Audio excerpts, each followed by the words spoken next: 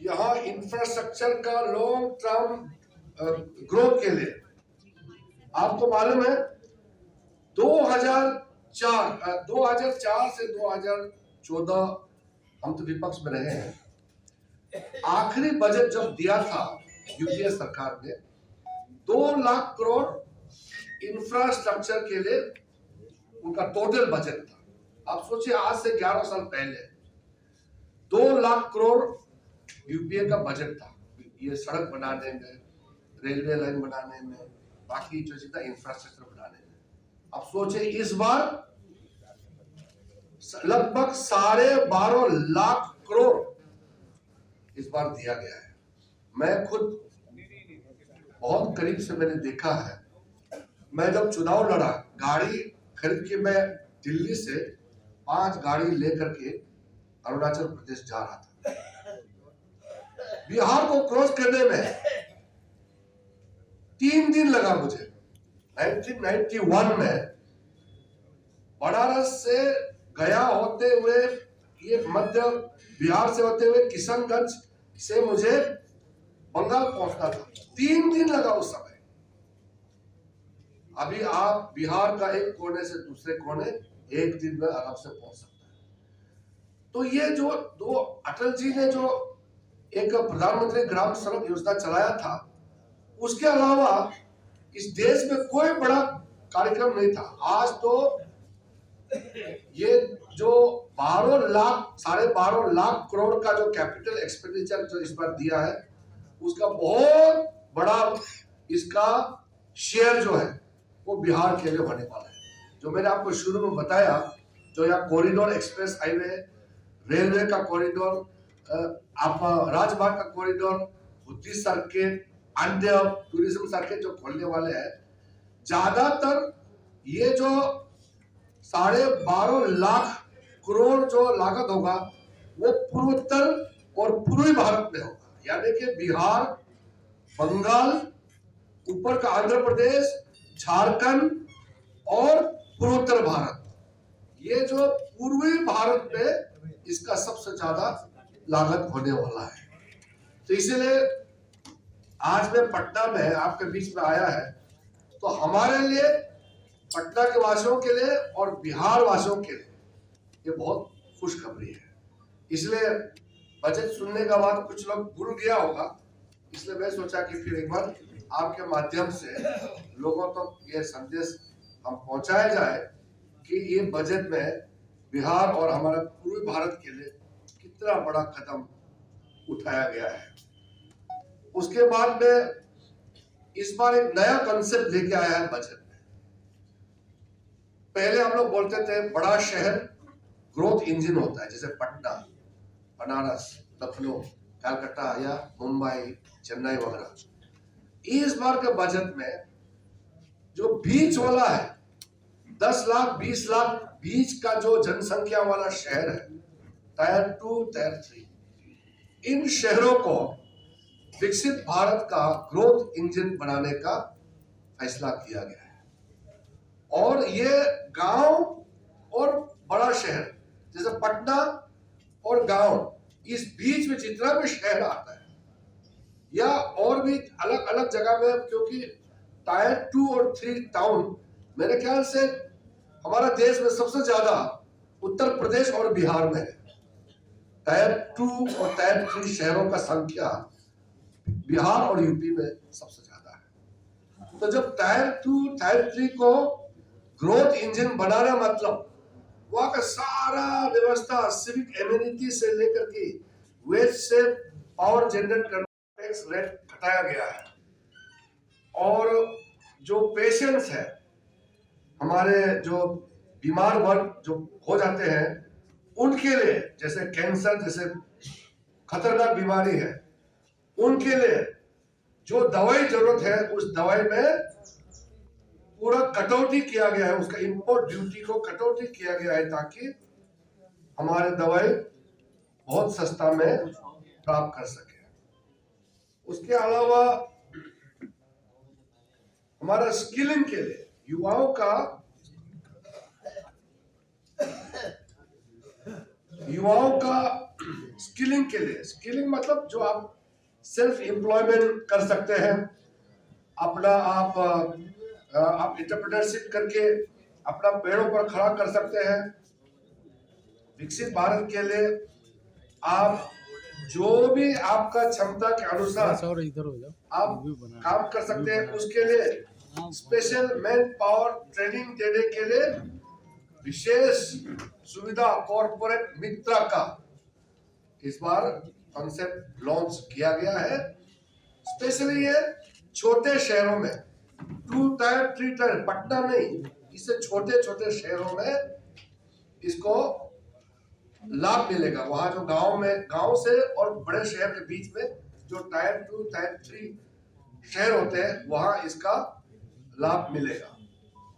उसके बाद युवाओं को ताकत देने के लिए मोदी सरकार ने क्वालिटी एजुकेशन पर बल देते हुए बजट में नेशनल इंस्टीट्यूट ऑफ हॉस्पिटैलिटी का गठन किया गया है। इसमें होटल मैनेजमेंट, जैसे बिहार में भविष्य में टूरिज्म का बहुत संभावनाएं है, जैसे बोध गया से लेकर के नालंदा से लेकर के पटना और भी कई जगह लोग आना चाहते हैं, उसको युवाओं को ट्रेनिंग दिया जाएगा। हॉस्पिटैलिटी इंडस्ट्री में हमारे जो टूरिस्ट है, जो बाहर से लोग आते हैं, पर्यटक हैं, उनको संभालने के लिए और अपना ताकत को बढ़ाने के लिए विशेष ये हॉस्पिटैलिटी इंस्टीट्यूट जो खोला जाएगा, उसमें national council for hotel management and catering technology के नाम से ये बड़ा इंडस्ट्री डेवलप होगा और टैक्स रेट घटाया गया है।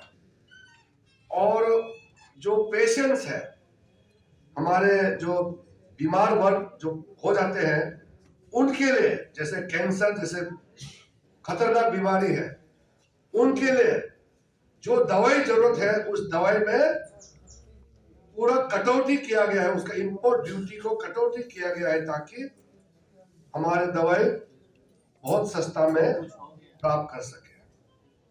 उसके अलावा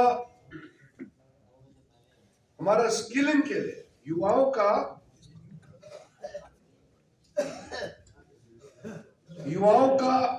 स्किलिंग के लिए, स्किलिंग मतलब जो आप सेल्फ एम्प्लॉयमेंट कर सकते हैं, अपना आप इंटरप्रेन्योरशिप करके अपना पैरों पर खड़ा कर सकते हैं।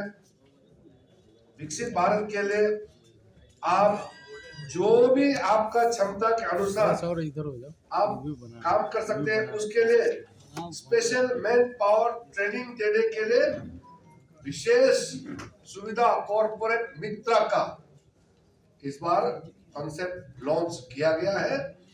स्पेशली ये छोटे शहरों में 2 टायर 3 टायर, पटना नहीं, इससे छोटे छोटे शहरों में इसको लाभ मिलेगा। वहां जो गांव से और बड़े शहर के बीच में जो टायर 2 टायर 3 शहर होते हैं, वहां इसका लाभ मिलेगा। उसके बाद युवाओं को ताकत देने के लिए मोदी सरकार ने क्वालिटी एजुकेशन पर बल देते हुए बजट में नेशनल इंस्टीट्यूट ऑफ हॉस्पिटैलिटी का गठन किया गया है। इसमें होटल मैनेजमेंट, जैसे बिहार में भविष्य में टूरिज्म का बहुत संभावनाएं है, जैसे बोध गया से लेकर के नालंदा से लेकर के पटना और भी कई जगह लोग आना चाहते हैं, उसको युवाओं को ट्रेनिंग दिया जाएगा। हॉस्पिटैलिटी इंडस्ट्री में हमारे जो टूरिस्ट है, जो बाहर से लोग आते हैं, पर्यटक हैं, उनको संभालने के लिए और अपना ताकत को बढ़ाने के लिए विशेष ये हॉस्पिटैलिटी इंस्टीट्यूट जो खोला जाएगा, उसमें national council for hotel management and catering technology के नाम से ये बड़ा इंडस्ट्री डेवलप होगा। और रोजगार का व्यवस्था खड़ा करना, उससे लेकर के और जो बड़ा शहर में जो फैसिलिटी है, वो भी उसमें भी अवेलेबल किया जाए, उसका सबसे बड़ा शुरुआत इस बार का बजट में किया गया है। तो मैं मानता हूं इसका लाभ बिहार जैसे राज्य को बहुत बड़ा फायदा मिलने वाला है और इसका भी विस्तृत जानकारी आपको जरूरत पड़ने पर दिया जाएगा। बजट डॉक्यूमेंट आपके पास होगा और वैसे हमारा वेबसाइट में आपको इसका डिटेल मिल जाएगा। इसके अलावा हमारा जैसे बिहार में बरसात के दिनों में ये कोसी नदी और कई नदियां हैं जो बाढ़ पैदा करते हैं, उसके लिए भी आप सोचे इस बार का जो एडिशनल जो फ्लड कंट्रोल का स्कीम है सिर्फ बिहार को मिला है। मैंने भी मांगा था, मेरे अरुणाचल प्रदेश में भी कुछ उसका फंड चाहिए, लेकिन क्योंकि प्रधानमंत्री जी ने कहा कि बिहार को सबसे ज्यादा नुकसान हुआ पिछले कुछ सालों में, इसलिए बाढ़ का रोकने के लिए और उसमें जो बाकी व्यवस्था है उसके लिए जो फ्लड प्रोटेक्शन का कार्य के लिए जो राशि दिया गया है वो सिर्फ बिहार प्रदेश को आवंटित किया गया है। ये बहुत बड़ा एक निर्णय है सशक्तिकरण महिलाओं के लिए, तो युवाओं के लिए, महिलाओं के लिए। तो इस बजट में आपको विस्तृत में मैं जानकारी इसलिए नहीं दे रहा हूं क्योंकि वो बहुत लंबा हो जाएगा। तो निर्मला सीतारमण जी का बजट में डिटेल से उसको आपको हम लोग कॉपी भी शेयर किया होगा पार्टी ऑफिस में, आपको कॉपी मिल जाएगा। एक दो मुख्य पॉइंट को मैं रोशनी डालना चाहता हूं। जो रिफॉर्म्स एक्सप्रेस है, मोदी जी का तीसरे कार्यकाल में रिफॉर्म्स का बहुत बड़ा काम शुरू किया है। इस रिफॉर्म्स का जो रिफॉर्म्स एक्सप्रेस जो हम लोग बोलता है, ये रिफॉर्म्स एक्सप्रेस बहुत तेजी से चल चुके हैं। ये रिफॉर्म्स एक्सप्रेस अभी रुकने वाला नहीं है। 2047 में विकसित भारत बनाने के लिए ये जो रिफॉर्म्स एक्सप्रेस चले हैं, ये पहले 2 कार्यकाल में जितना तेजी से आगे बढ़ा है उससे कई अधिक गुना ताकत और तेज गति से ये रिफॉर्म्स एक्सप्रेस आगे चलने वाले हैं। मेन रिफॉर्म्स का मैं आपको पर्दा डालना चाहता हूं। जो छोटे छोटे काम काज करने में